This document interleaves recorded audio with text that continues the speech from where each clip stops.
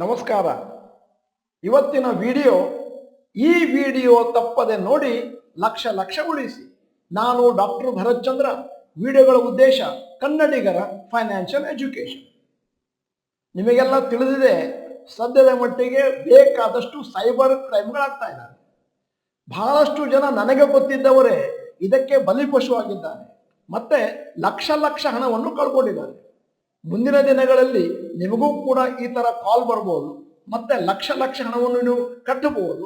ಅದಕ್ಕೋಸ್ಕರ ಅದಕ್ಕೆ ಯಾರು ಬಲಿಪಶು ಆಗಬಾರದು ಅನ್ನೋ ಉದ್ದೇಶದಿಂದ ಇವತ್ತಿನ ವಿಡಿಯೋನ ಸೃಷ್ಟಿ ಮಾಡಿದ್ದೇವೆ.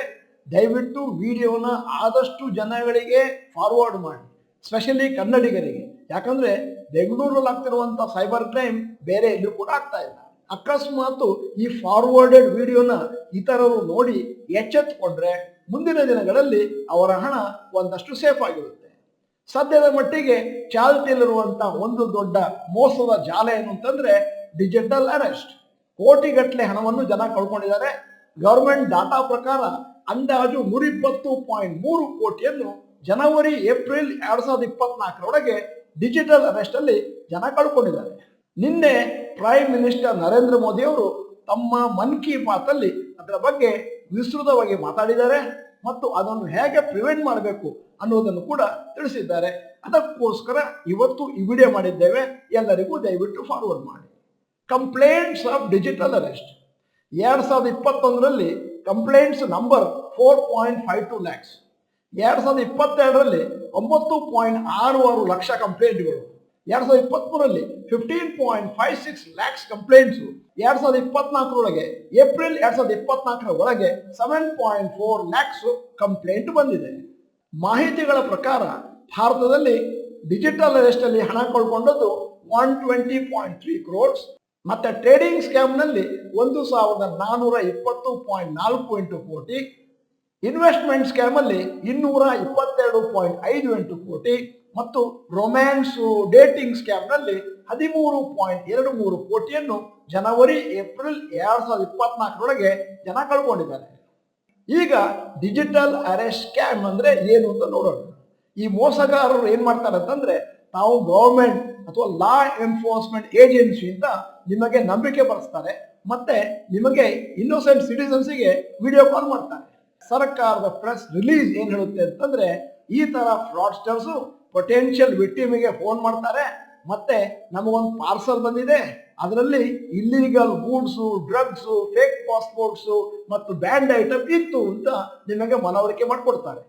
ಇನ್ನೊಂದು ತರದ ಮೋಸದ ಸನ್ನಿವೇಶ ಏನು ಅಂತಂದ್ರೆ, ಫ್ಯಾಮಿಲಿ ಮೆಂಬರ್ ಅಥವಾ ನಿಮ್ಮ ಫ್ರೆಂಡ್ ಒಬ್ರು ಇನ್ವಾಲ್ವ್ ಆಗಿದ್ದಾರೆ ಕ್ರೈಮ್ ಅಥವಾ ಆಕ್ಸಿಡೆಂಟ್ ಅಲ್ಲಿ, ಸದ್ಯಕ್ಕೆ ನಮ್ಮ ಕಸ್ಟಡಿಯಲ್ಲಿದ್ದಾರೆ. ಅಲ್ಲಿಂದ ಅವ್ರು ನಿಮ್ಮ ಹತ್ರ ಹಣ ಕೇಳ್ತಾರೆ. ಮತ್ತೆ ಕೇಸನ್ನು ಮುಚ್ಚಿ ಹಾಕ್ಲಿಕ್ಕೆ ನಮಗೆ ಒಂದಷ್ಟು ಹಣವನ್ನು ಕೊಡಿ ಅಂತ ಹೇಳ್ತಾರೆ. ಇತ್ತೀಚಿನ ದಿನಗಳಲ್ಲಿ ಡಿಜಿಟಲ್ ಅರೆಸ್ಟ್ ಅನ್ನುವಂಥದ್ದು ಬಹಳಷ್ಟು ಕೇಳಿ ಬರುವಂತಹ ಒಂದು ದೊಡ್ಡ ಮೋಸದ ಜಾಲ.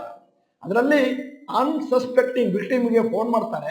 ಮತ್ತೆ ನೀವು ಸ್ಕೈಪ್ ಅಲ್ಲಿ ನಮ್ಮ ಮುಂದೆ ಇರಬೇಕು ಅಂತ ಹೇಳ್ತಾರೆ. ಮತ್ತೆ ಆ ಜಾಗದಿಂದ ಕದಲಬಾರದು, ಬೇರೆ ಯಾರಿಗೂ ಕೂಡ ಇದ್ರ ಬಗ್ಗೆ ಮಾತಾಡಬಾರ್ದು, ಫ್ಯಾಮಿಲಿ ಮೆಂಬರ್ಸ್ ಕೂಡ ಹೇಳಬಾರ್ದು, ಮತ್ತೆ ಇನ್ವೆಸ್ಟಿಗೇಷನ್ ಆಗೋವರೆಗೂ ನೀವು ಇಲ್ಲೇ ಇರಬೇಕು ಅಂತ ಹೇಳ್ತಾರೆ. ನಿಮಗೆ ನಂಬಿಕೆ ಬರೆಸಲಿಕ್ಕೋಸ್ಕರ ಒಂದು ಪೊಲೀಸ್ ಸ್ಟೇಷನ್ ಅಥವಾ ಗವರ್ಮೆಂಟ್ ಆಫೀಸ್ ಇಲ್ಲ ಕೋರ್ಟಿನ ಸೀನ್ ಅನ್ನು ಕ್ರಿಯೇಟ್ ಮಾಡ್ತಾರೆ.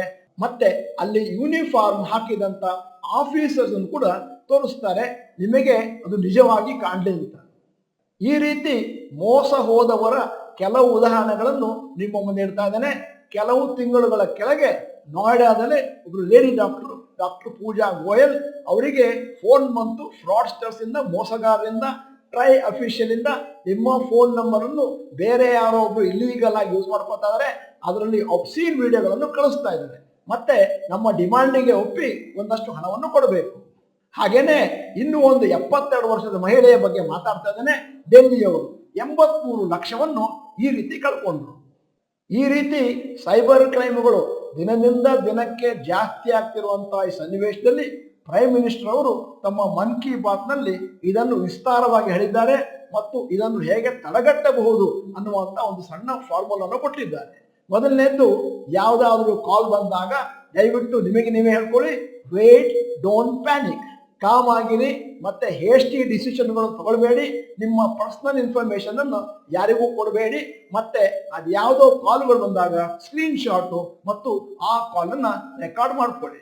ಸೈಬರ್ ಕ್ರೈಮ್ ಅನ್ನು ತಡೆಗಟ್ಟಲು ಪ್ರೈಮ್ ಮಿನಿಸ್ಟರ್ ಅವರ ಪ್ರಕಾರ 2ನೇ ಸ್ಟೆಪ್ ಥಿಂಕ್.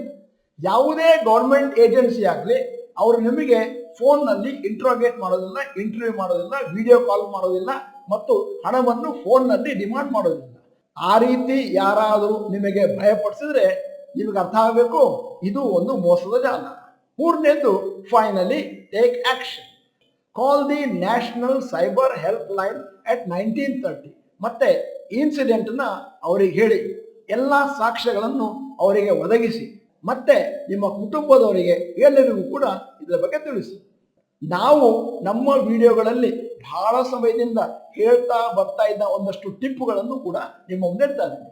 ಮೊದಲನೇದಾಗಿ, ಯಾರೋ ಕೇಳಿದ್ರು ಅಂತ ಹೇಳಿ ಅನ್ಸಾಲಿಸಿಟೆಡ್ ಕಾಲ್ ಅಥವಾ ಯಾವುದಾದ್ರು ಒಂದು ಲಿಂಕಿನಲ್ಲಿ ಹಣವನ್ನು ದಯವಿಟ್ಟು ಯಾರಿಗೂ ಟ್ರಾನ್ಸ್ಫರ್ ಮಾಡಬೇಡಿ. 2ನೇದು, ಜುಡಿಷಿಯಲ್ ಅರೆಸ್ಟ್ ಅನ್ನುವ ಪದ ಇದೆ, ಡಿಜಿಟಲ್ ಅರೆಸ್ಟ್ ಅನ್ನುವಂಥ ಪದ ಇಲ್ಲವೇ ಇಲ್ಲ. ಅದರಿಂದಾಗಿ ಹುಷಾರಾಗಿದೆ. 3ನೇಯದ್ದು ಮತ್ತು ಅತಿ ಪ್ರಾಮುಖ್ಯವಾದದ್ದು, ನಿಮ್ಮ ಡಿಜಿಟಲ್ ಪೇಮೆಂಟ್ ಏನಿದೆ, phone pay, Google pay, debit card, ಅದಕ್ಕೆ ಲಿಂಕ್ ಮಾಡಿದಂಥ ಬ್ಯಾಂಕ್ನಲ್ಲಿ ಬ್ಯಾಲೆನ್ಸ್ ಅನ್ನು ಬಹಳ ಕಮ್ಮಿ ಇಡಿ, 20,000 30,000. ಯಾಕಂತಂದ್ರೆ ಅವಾಗ ಹಣವನ್ನು ಟ್ರಾನ್ಸ್ಫರ್ ಮಾಡಿದ್ರು ಕೂಡ ಜಾಸ್ತಿ ಲಾಸ್ ಆಗುವುದಿಲ್ಲ.